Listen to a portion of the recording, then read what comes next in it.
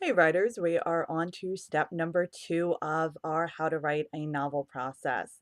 Now, the first one was to figure out whether you need to do research before you start your writing. And now we are on to how to complete a first draft.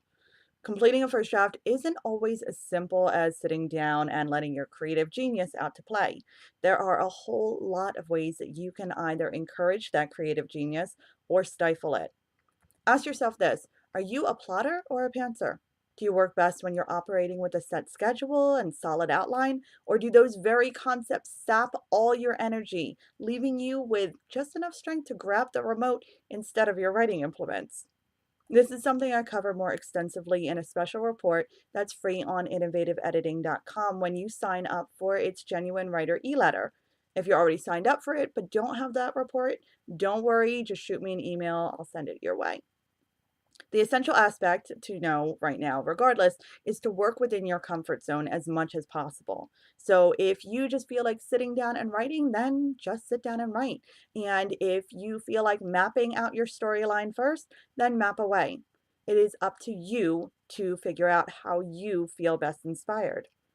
It's also up to where you feel best inspired. So, is it your bedroom, lounging on a pile of pillows like a pasha? Is it at an organized desk with an office chair and no known distractions in the room? Or do you prefer sitting down on a blanket outside with a notebook and a pen and just your free spirit as company? That last one probably isn't going to work too well in the winter, but otherwise, again, go with your own personal happy place, if at all possible. The same goes for listening to music, white noise or nothing at all, coffee or tea, chocolate or more chocolate. If it is reasonably, legally, affordably, and healthily aiding your creativity, then it's probably a good thing to surround yourself with during your writing process.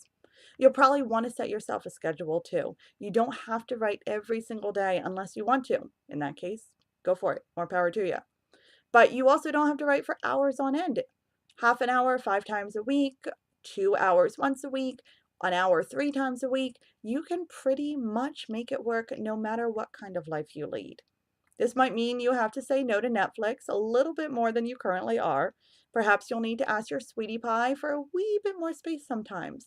But that's it. Sometimes. There's no reason to give up on your life altogether. What you need is to make enough room for one more worthwhile passion. After you've got all that figured out, sit down and write. Don't doubt, don't hesitate, don't edit. Write and keep on writing according to your schedule in your comfort zone until you have a completed first draft on your hands. The end of step number two. Found this helpful? Subscribe to my list in the description below to get updated when more videos and other helpful tips are up and running. Or you can go right to www.innovativeediting.com, click on services, and then the Genuine Writer. That's it for this week, though. Thanks for listening to step number two of the publishing process, and I'll see you next week. All right, bye, guys.